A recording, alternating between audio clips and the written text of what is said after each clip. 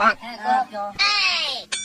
জামাই থাকাকালীন অবস্থায় বউ যদি অন্য কারোর সাথে ভাইগে যায় তাহলে জামাই কার বাড়িতে থাকে? প্লিজ জানাই দেবেন কমেন্ট বক্সে। সবচেয়ে কষ্টের সময় ছোটবেলায় আম্মুর সাথে কোথাও যাওয়া অবস্থা উস্তা খাই রাস্তার মধ্যে পড়ে যাওয়ার পর আম্মু আবার খাড়া করে উঠে আবার একটা থাপ্পড় দিল।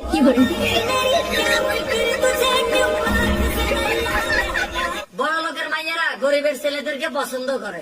এরা শুধু বাংলা সিনেমাতেই সম্ভব। একটা মহিলা 10টা পরিবারের টেনশন মাথায় নিয়ে ঘুরে।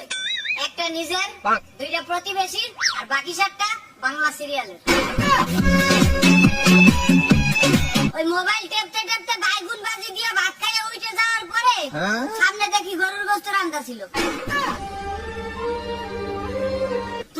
তুই তো মাঝে মাঝে আঙ্গ বাইতে আইতেই পারো। তুই কিসের জন্য তোর বাইগুন, সর্দি কাশি, গলা ব্যথা, শরীর ব্যথা, মাথা ব্যথা এইসব 14 গোষ্ঠী নিয়ে আসো?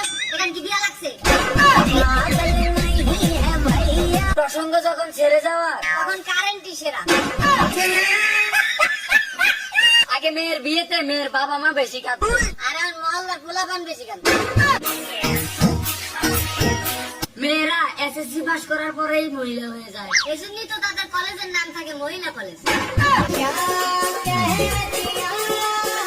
আমার জীবনের সবচেয়ে বড় চিন্তা আমি মরে যাওয়ার পরে আমার ফেসবুক আইডি কার্ড চালাইবো। নিজেকে এমন ভাবে প্রতিষ্ঠিত করো যেন এক্স এর মা এক্স এর চাইতেও বেশি আফসোস করে। খুব সুন্দরী মেয়েদের পড়ালেখা না করলেও চলে, কারণ সে ভালো করেই জানে পৃথিবীর কোনো না কোনো প্রান্তে তার জন্য একজন গাধা ডাক্তার ইঞ্জিনিয়ারিং পড়তেছে।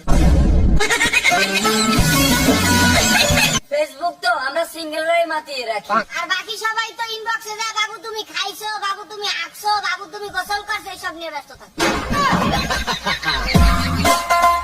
আগে মানুষে বাঁচি থাকতে হলে অক্সিজেন লাগতো, আর এখনকার মানুষের নাকি মোবাইল ছাড়া দম বন্ধ হয়ে যায়। বাবা তোমার বারবার সব পাগল। যৌতুকের জন্য বউ পিটানের চাইতে দেনমোহরের জন্য স্বামীরে পিটান দরকার। বন্ধুর হেডফোন, অন্যের গার্লফ্রেন্ড আর প্রতিবেশীর গাছের আম, এই 3টা জিনিসের উপর নজর মানুষের জন্মেতেই লেগে থাকে। স্কুল লাইফের চরম সত্য। কোন মেয়ে যদি একটা ছেলেকে ভালোবাসে তাহলে সেটা ওই মেয়ে ছাড়া আর কেউ জানে না, কিন্তু কোন ছেলে যদি কোন মেয়েকে ভালোবাসে তাহলে ওই মেয়ে বাদে পুরো স্কুলের মানুষে জানে। ইতিহাস সাক্ষী আছে, ফর্সা মেয়েদেরকে যদি ফর্সা বলা হয় তাহলে তারা গর্বের সাথে বলে আগে আরো ফর্সা ছিলাম।